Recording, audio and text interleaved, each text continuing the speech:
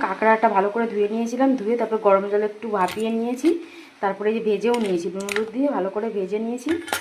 আর এখানে দেখো মশলাও কষানো হয়ে গেছে, মশলাটাকে তেলে ছেড়ে দিয়েছে, এবার কাঁকড়াটা দিয়ে দেবো।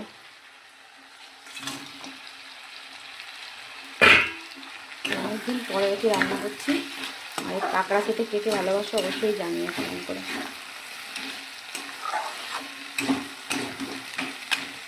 কোনো আলু টালু দিইনি, মশলা দিয়ে আর কি কষা কষা করে রান্নাটা করবো। কালারটা কিন্তু দারুণ হয়েছে।